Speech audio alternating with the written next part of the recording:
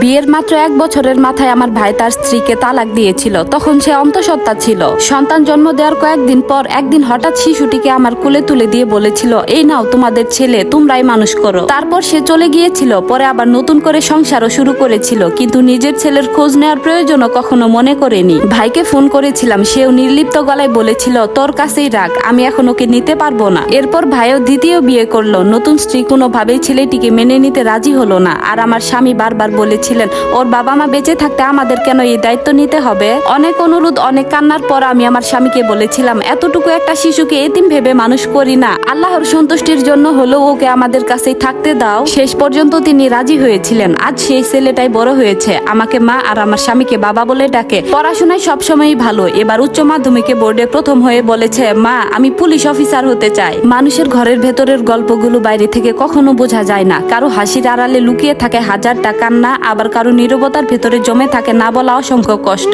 আমার জীবনেও এমন এক ঝড় এসেছিল, যেটা প্রথমে অভিশাপ মনে হলেও সময়ের সঙ্গে বুঝেছিলাম সেই ঝড়ই আমার জীবনের সবচেয়ে বড় আশীর্বাদ হয়ে উঠেছিল। অনেক বছর আগের কথা, আমার ছোট ভাই রাশেদের বিয়ে হয়েছিল নীলা নামের একটি মেয়ের সঙ্গে।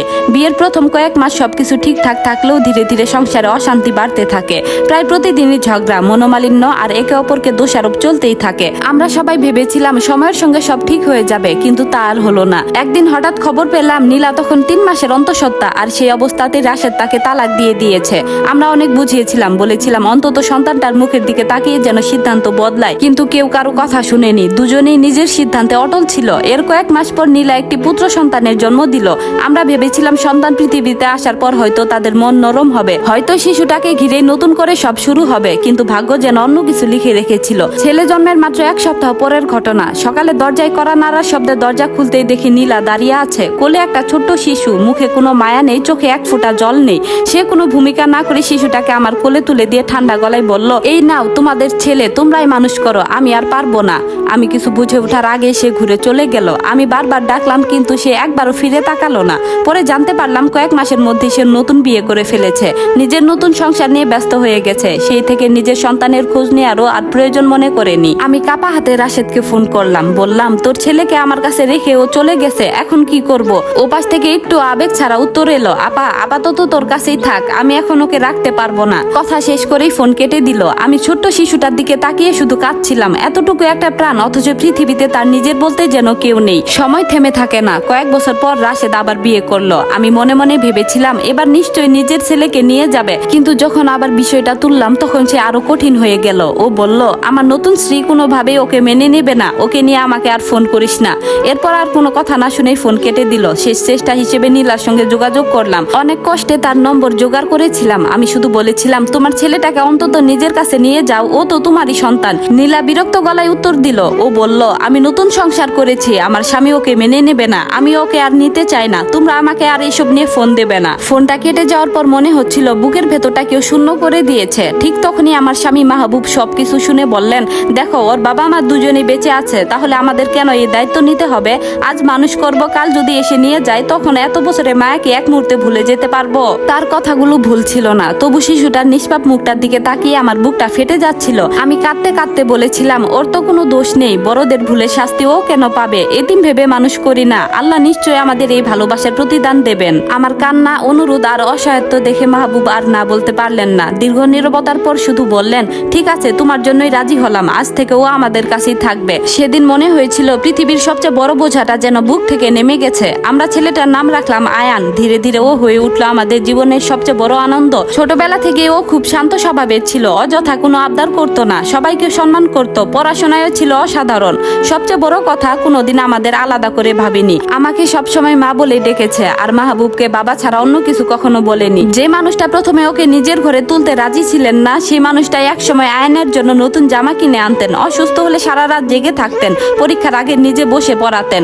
রক্তের সম্পর্ক না থাকলেও ভালোবাসার সম্পর্কটা ধীরে ধীরে আরো গভীর হয়ে উঠেছিল। আয়ন কোনোদিন জানতেই পারেনি তার জন্মদাতা বাবা একই জেলায় থাকেন। এটাও জানতো না জন্মের কিছুদিন পরে তার মা তাকে নিজের হাতে আমাদের কাছে রেখে চলে গিয়েছিলেন। এভাবেই কেটে গেল অনেকগুলো বছর। অবশেষে সেই কাঙ্ক্ষিত দিন, উচ্চ মাধ্যমিক পরীক্ষার ফল প্রকাশ হলো। আয়ান শুধু ভালো ফলই করেনি, পুরো বোর্ডে প্রথম হয়েছে। আমাদের ছোট্ট বাড়িটা আনন্দে ভরে উঠেছিল। আত্মীয় স্বজন, প্রতিবেশী সবাই অভিনন্দন জানাতে আসছিল। মাহবুবের চোখে তখন গর্বের জল। ঠিক সেই সময় আয়ান আমাদের সামনে দাঁড়িয়ে হাসি মুখে বলল, মা আমি সিদ্ধান্ত নিয়েছি আমি পুলিশ অফিসার হব, মানুষের পাশে দাঁড়াতে চাই আর তোমাদের সবসময় গর্বিত করতে চাই। আমি ওকে বুকে জড়িয়ে ধরে চোখের জল লুকানোর চেষ্টা করছিলাম, ঠিক তখনই দরজায় জোরে জোরে কড়া নাড়ার শব্দ হলো। কি এক অজানা অস্বস্তি বুকের ভেতর কেঁপে উঠলো। দরজা খুলতে দেখি সামনে দাঁড়িয়ে আছে আমার ভাই রাশেদ, তার পাশে তার বর্তমান স্ত্রী, আর একটু দূরে দাঁড়িয়ে নীলা, আয়ানের সে জন্মদাত্রী মা, যাকে আমরা বছরের পর বছর দেখিনি। রাশেদ ঘরে ঢুকে চারদিকে তাকাতে লাগলো, তারপর ঠান্ডা গলায় বলল, শুনেছি আমার ছেলে বোর্ডে প্রথম হয়েছে, পুলিশে ভর্তি হবে, এবার ওকে আমাদের সঙ্গে যেতে হবে, বাবার নামে তো সব কাগজপত্র হবে, এখন থেকে ও নিজের আসল পরিবারের কাছেই থাকবে। কথাগুলো শুনে আমার পুরো শরীর ঠান্ডা হয়ে গেল। আয়ান ধীরে ধীরে এসে আমার পেছনে দাঁড়ালো, তার চোখে বিস্ময়, আমার বুক জুড়ে অজানা আতঙ্ক। আয়ান যেন মুহূর্তের জন্য পাথর হয়ে গেল। তোমার আসল বাবা, কথাটা তার কানে এমন ভাবে বাজলো যেন হঠাৎ করেই তার পরিচয়টাই কেউ কেড়ে নিতে চাইছে। সে ধীরে ধীরে রাশেদের দিকে তাকিয়ে শান্ত গলায় বলল, আপনি এত বছর কোথায় ছিলেন? প্রশ্নটা শুনে রাশেদ থমকে গেল, যেন এমন প্রশ্নের জন্য সে মোটেও প্রস্তুত ছিল না। কিছু বলার আগে নীলা তাড়াতাড়ি বলল, আমরা ভেবেছিলাম ওদের কাছেই তুমি ভালো থাকবে, তখন আমরা নতুন করে জীবন শুরু করতে চেয়েছিলাম। মাহবুব আর চুপ থাকতে পারলেন না, কঠিন গলায় বললেন, নতুন জীবন শুরু করতে গিয়ে নিজের সন্তানকে ফেলে যাওয়াকে কি বলে জানেন? এটা কোনো ত্যাগ নয়, এটা দায়িত্ব থেকে পালিয়ে যাওয়া। রাশেদ বিষয়টা অন্যদিকে ঘোরানোর চেষ্টা করলো। ও বলল, পুরনো কথা বলে লাভ কি? আমরা এখন আয়নের ভালোর জন্যই এসেছি। ও পুলিশে ভর্তি হবে, বাবার পরিচয়ই তো সব হবে। আয়ন মৃদু হেসে বলল, ভালো। তারপর ধীরে ধীরে এক পা এগিয়ে এসে বলল, আমি যখন ছোট ছিলাম, জ্বরে পড়ে সারা রাত কাঁদতাম, তখন কোথায় ছিলেন? স্কুলে প্রথম হয়ে কারো অপেক্ষায় থাকতাম, তখন কোথায় ছিলেন? আমার জীবনের এতগুলো বছরে একবারও কি জানতে চেয়েছিলেন আমি বেঁচে আছি কিনা? নীলা মাথা নিচু করে রইল। ঘরের ভেতর ভারী নীরবতা নেমে এলো। মাহবুব শান্ত গলায় বললেন, তোমাকে কাউকে কিছু প্রমাণ করতে হবে না। কিন্তু রাশেদ আবার বলল, তুমি এখন বড় হয়েছো, তোমার ভবিষ্যতের কথা ভাবো, কাগজপত্রে বাবার নাম লাগবে, এটাই নিয়ম। আয়ান তাকিয়ে রইল আর বলল, তার মানে আমি যদি আপনাদের কথা না শুনি তাহলে আমি কিছুই নই? কেউ কোনো উত্তর দিল না। হঠাৎ বাতাসে দরজাটা নিজেই বন্ধ হয়ে গেল। দরজা বন্ধ হওয়ার শব্দটা যেন ঘরের ভেতরের নীরবতাটাকে আরো ভারী করে দিল। রাশেদ চারদিকে তাকিয়ে দেয়ালে ঝোলানো আয়ানের সার্টিফিকেট গুলোর দিকে চোখ রাখলো আর বলল, আমাদের ছেলে পুরো বোর্ডে প্রথম হয়েছে, সত্যি অনেক বড় হয়ে গেছো। মাহবুব সামনে এসে দাঁড়ালেন, তারপর বললেন, আয়ানকে নিয়ে কথা বলতে হলে সম্মান রেখে কথা বলবেন, ও কোনো কাগজের নাম নয়, একটা মানুষ। রাশেদ হালকা হেসে বলল, আরে ভাই, এত রাগ করছেন কেন? শেষ পর্যন্ত ও তো আমাদেরই ছেলে। আয়ান ধীরে ধীরে বলল, আপনাদের ছেলে? তার চোখ দুটো একবার তাদের দিকে আরেকবার আমার দিকে, তারপর বলল, আমি তো সবসময় ভেবেছি আমি এই বাড়িরই ছেলে। নীলা হঠাৎ বলে ফেললো, তুমি তুমি আমাদের ভুল ছিলে, কিন্তু এখন সেই ভুলটা ঠিক করতে চাই। কথাটা শুনে আমার বুকটা কেঁপে উঠলো। আয়ান কষ্টের হাসি হেসে বলল, ভুলটা আপনাদের ছিল, আমি নয়। রাশেদ দ্রুত বলল, আমরা সব ঠিক করে দিতে চাই। আয়ান এবার দৃঢ় গলায় বলল, আমি তো কোনোদিন আপনাদের কাছে আদর চাইনি। তারপর মাহবুবের দিকে তাকিয়ে বলল, উনি আমার বাবা। এরপর আমার হাত ধরে বলল, আর উনি আমার মা। আমার চোখ ভিজে উঠল। রাশেদের মুখ শক্ত হয়ে গেল। সে বলল, রক্তের সম্পর্কের কোনো মূল্য নেই। আয়ান শান্ত গলায় উত্তর দিল, যে রক্ত একটা শিশুকে ফেলে রেখে চলে যেতে পারে, সেই রক্তের পরিচয় দিয়ে আমি কি করব? আবারও নীরবতা। মাহবুব দরজার দিকে তাকিয়ে বললেন, আমার মনে হয় আজকের মতো কথাবার্তা এখানেই শেষ। ঠিক তখনই নীলা কাপা গলায় বলল, আমরা আমাদের ছেলেকে দ্বিতীয়বার হারাতে চাই না। রাশেদ তাড়াতাড়ি যোগ করলো, আর পুলিশে ভর্তি হতে হলে বাবার পরিচয় তো লাগবেই।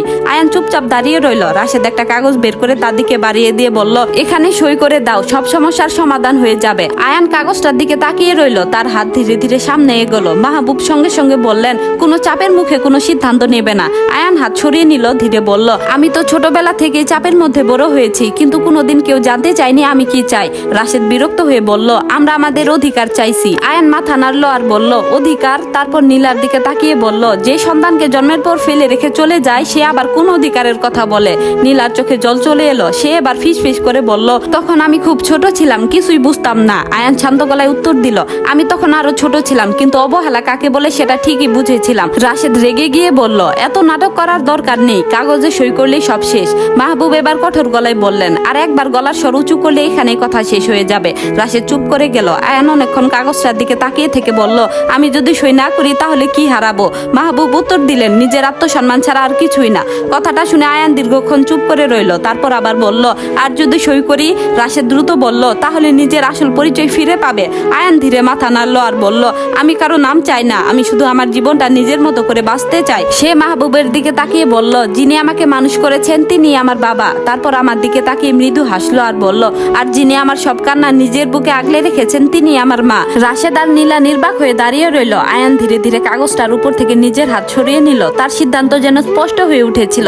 এরপর সে আবার রাশেদের দিকে তাকিয়ে বলল, আমার কি কোনো ইচ্ছার মূল্য নেই? ছোটবেলা থেকে যাদের সঙ্গে বড় হয়েছি তাদের ছেড়ে শুধু একটা নামের জন্য আমি কেন কেন সব বদলে ফেলবো? রাশেদ এবার কিছুটা নরম গলায় বলল, আমরা তোমার ক্ষতি চাই না, নিয়ম কানুনের জন্যই বলছি। আয়ান মৃদু হেসে বলল, তাহলে এত বছরের ভালোবাসার চেয়ে একটা কাগজের মূল্য বেশি? কথাটার কোনো উত্তর কারো কাছে ছিল না। হঠাৎ আয়ান মাহবুবের দিকে তাকিয়ে জিজ্ঞেস করলো, বাবা আপনি কি জানতেন একদিন এমন হতে পারে? প্রশ্নটা শুনে মাহবুব কিছুক্ষণ চুপ করে রইলেন, তারপর ধীরে বললেন, জানতাম কোনো একদিন ওরা ফিরে আসতে পারে, কিন্তু এতটা দূর পর্যন্ত বিষয়টা গড়াবে সেটা কখনো ভাবিনি। কথাটা শুনে আয়ান ধীরে ধীরে এক পা পিছিয়ে গেল, তার চোখে তখন শুধু গভীর চিন্তা। গল্পটি কেমন লাগলো জানাবেন। এটি ছিল গল্পের প্রথম পর্ব, আর পরবর্তী পর্বটি শুনতে চাইলে অবশ্যই একটি কমেন্ট করবেন। ধন্যবাদ।